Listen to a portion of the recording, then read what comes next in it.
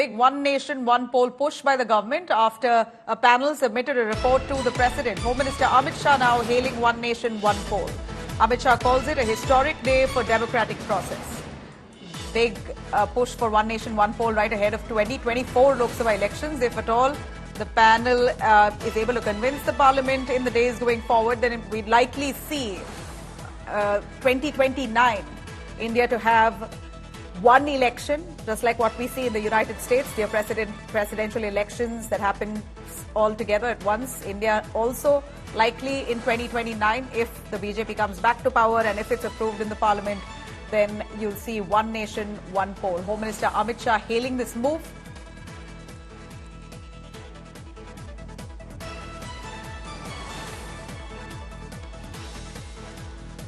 All right. As we see earlier today, President Ramnath Kovind had submitted the One Nation, One Election report to President Draupadi Murmu in Delhi. The report spans of nearly 250 pages and is slated for public release later today. Meanwhile, India Today has accessed some of the points in that proposal for simultaneous elections set for implementation in 2029.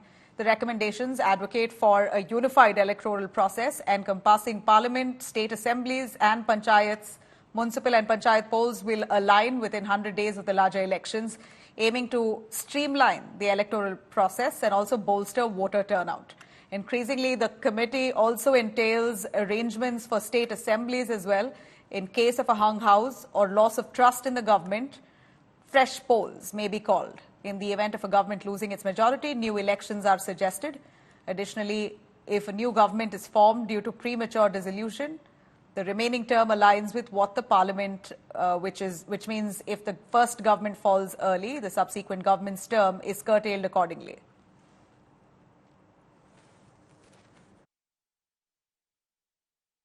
The administration, the political machinery gets involved in electioneering from time to time when it is not simultaneously held. Now when it's held simultaneously, you have an administrative and political machinery capable of working 5 years at a stretch, implementing policies in a better way. The policies can go on and be implemented without break. It saves also resources. So it's something that there is no scope of criticizing or politicizing. This is something that should be welcomed. देखिए, one nation one election से देश को भारी फायदा होने वाला है। तमाम एक तो सरकारी धन का जो दुरुपयोग होता है या धन ज़्यादा खर्चा होता है समय समय पर इलेक्शन पर, वो तो बचेगा ही, लेकिन जो आचार संहिता के कारण जो डेवलपमेंट के काम रुक जाते हैं, विकास अवरुद्ध हो जाता है, उस विकास को भी गति मिलेगी।